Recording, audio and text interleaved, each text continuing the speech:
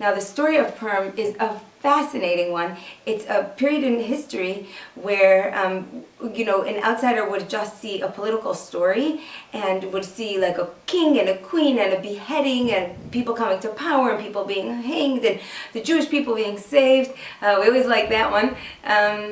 And you can actually read about the whole story either by going to ish.com or by looking at my YouTube channel. I have the story in 3 parts. And actually, when I gave over the story, I had the Megillah, that's the scroll, open right in front of me, and I was going through it. So it's very, very detailed account of the story, and it's a lot of fun, the story. Purim is also, it's not a frivolous day.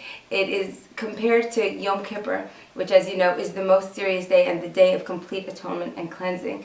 So actually, in Hebrew, Yom Kippur is called Yom Kippurim. That means the day like Purim. That means that Purim is really the ultimate expression of cleansing, and Yom Kippur is like another expression. So there's so much happening on Purim. There's so much to learn about. I'm going to share with you a few thoughts, things that I've been thinking about and that came up in a wonderful conversation that I had with our dear friend Roni. She should have complete recovery.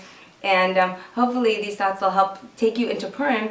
Sometimes it's good to have a couple things to hold on to as you go in. So my daughter, she needed certain services from a certain program that's not available in Baltimore. And she needed this very badly. So I contacted a friend of mine who knows a lot about this type of thing, and I told her, what can I do to help me? And she said, well, actually the director of the program was going to be in Baltimore for 2 days this week. I must have emailed her on Sunday, and he was coming on Tuesday and Wednesday. It was that already was amazing divine providence. So we book an appointment with him, and we sit down with him, and he just fell in love with my daughter. And the meeting was magical. It was like a hallelujah moment. It was a connection, and he started to tell us in depth about his program. And I was so overwhelmed that I actually stopped him because I wanted to protect my daughter. And I was like, wait, because I knew he was kind of assessing her. I was like, please don't tell us about this program unless you think that she qualifies, because I don't want to get her hopes up. She's had a lot of disappointments, and whatever. So he says, no, I think we're going to make this work. I said, it's so late in the game, aren't you booked up? And he said, no, we're going to make it work. And the program, it turned out that they were running something very, very special this Shabbos. So he said, no, we're going to get her in. So I said, that's amazing. I was so grateful. He said, call my office first thing in the morning. They take care of everything, and everything's going to be fine. So the next day came, and one of my children had a big performance, and I had to drive her out to the stage, which is far away, and then drive back, and then drive out again to see her, and all. Very, very busy day, and I forgot to call. That was Wednesday. Thursday, I called the office. We're so excited. I just want to pay. I want to confirm everything's good. And they say, sorry, there's no room. We can't accept her. What? But she was promised a place. And they said, well, we're sorry, but in the last 2 days, we filled up. Basically, you should have called on Wednesday. And I was like, but wait, we promised her. I didn't want to disappoint her. What can we do? Can't we do something? And again I asked, and again, they told me there's nothing we can do. I was just so distraught. I can't even tell you how distraught I was. When you can't mess with a child's trust. Like when you hand them something and you say, it's going to all be okay. And then you say, oh, sorry, it's not going to be okay. This is just not okay. So I called my friend. I said to my friend, I've just begged and I've groveled to this woman, and I gave her my heart. I don't know what else to do. Maybe you can call the director. So she called the director. He said, I'm sorry, but they should have called on Wednesday. We really just don't have space. We'll change the whole dynamic of the program. She can't come. And this was very high stakes for my daughter, the type of program that this was very, very high stakes, very important to her on a number of levels. So I just didn't know what to do. So we tracked down his number, the director's number, and I called him. And I was just, he said, I told you to call. And I was like, well, I'm sorry. I didn't know that if I don't call in the morning, we'd lose the spot. I'm sorry. I made a mistake, but please, my child shouldn't suffer from my mistake. Please. And he said, well, there's really nothing we could do. And then I said to him, but I can't accept that it's not possible because you're the director. You're the director. And when I said, you're the director, I was thinking in my head, I'm like, God, you're the director. There's nothing you can't do. Why should this child suffer any more than she's already suffered? You're the director. You can do anything. You can make this happen.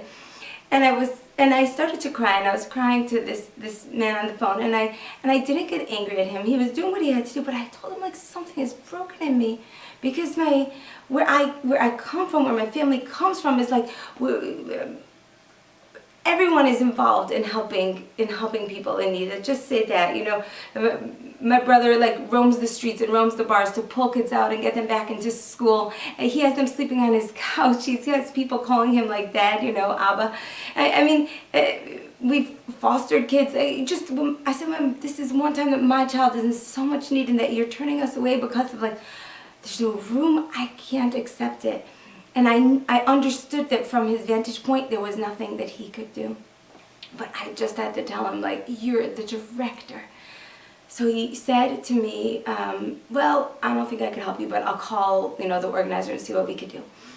So he called. I don't know what happened behind the scenes. All I know is that I went to my room, and I was just sobbing. And I'm not such a big crier, but this, you know, when your kid is in need, forget it. Just like, forget it. You know, if you know.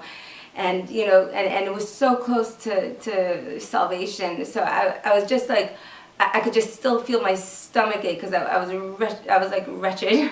And I was davening, and I was just really wretched. Anyway, phone rings. On the phone's the organizer, and she says to me, so we made space, and everything's fine, and of course she could come, and it's no problem, and etc., etc., etc.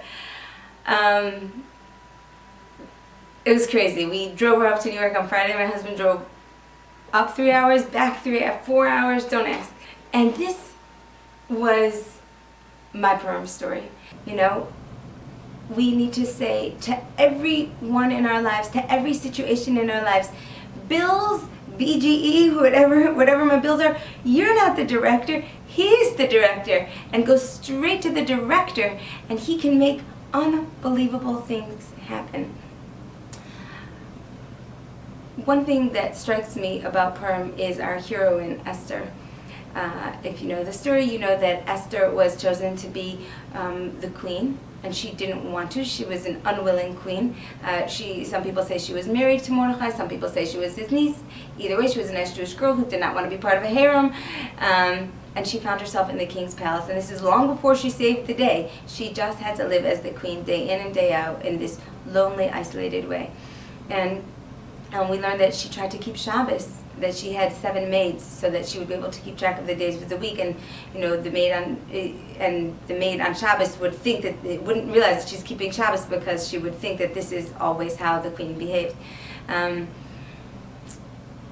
I want to talk about Esther because in a time where our lives are so public, and you know, we share all kinds of things in all kinds of social media, there's a tendency to feel like we know one another just from that surface.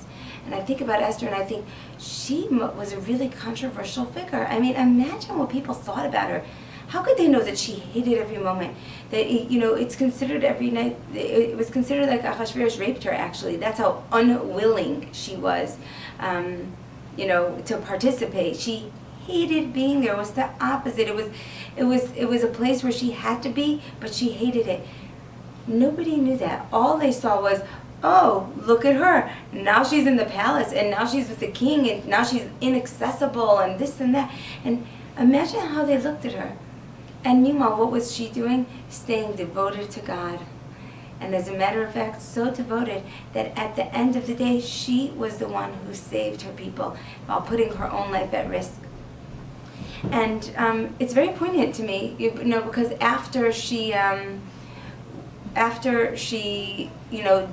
the story of Purim was over and she saved the whole Jewish people, she had to go on living in the palace. It's not like everything was amazing for her. She sacrificed a lot to be there, a lot. There's something interesting that I only learned this Shabbos, is that Esther, like I mentioned, was considered as if she was raped. If a person is in an adulterous affair, they're not allowed to go, according to Jewish law, go back to their husband. However, if a person is, unwilling, then certainly that's not their fault at all. So until the point where Esther needed to go to King Ahasuerus and ask him to join her in the feast, she was a very unwilling participant. Then Mordechai said to her, "You have to go to the king," meaning to say you have to offer yourself. And with that, she changed the game. She was no longer available to Mordechai. That would have been adulterous. So she was basically signed on to living as a wife with this horrible man. She gave up her love. She gave up her destiny. She gave up so much. And the more I know people, the more I see that we don't know what people give up. I had a recent Facebook post that would reflect this. This is not about me, but, people thinking like, Malka, if you open a new business, what will happen to your family? Which was hilarious to me because it's taken 2 months for us to construct a model where I can, continue to be at home with the family and where my husband can be involved and take some of the pressure off. It just, I can't even tell you in enough words the opposite of the truth. So, but it's not about me. I remember so many times where you meet people and their lives are exactly the opposite of how you would think. Exactly the opposite. There's a little song that we used to sing when I was a kid, and in the song where it's talking about gratefulness, this kid is saying, like, I saw a boy and he was so handsome and I just wished I was like as tall as strong, and then I looked down and he only had one leg. Like, you see what you want to see, And I think that only by recognizing Esther as the hero that she is on Purim, by giving her that credit, that is us saying we're going to see people for who they are in even the hidden parts that we don't know. We're going to go beyond the surface of the story into the deeper story, into the value of each and every person. You don't know what people struggle with. You don't have a clue. I don't have a clue. The stories would break your heart. You don't know. None of us knows. As in humanity, we're really at a breaking point, at a point where we're all experiencing struggle so much. And this is because we're at the Vinahapachu moment. We're at the darkest place where things are going to turn around so soon. That was a few thoughts put together. So I hope that you got that point, that, if you had lived during the times of Purim, you wouldn't have seen Esther as a hero until that day, or perhaps until people started speaking about her once they wrote the Megillah. Before that, you might have judged her, right?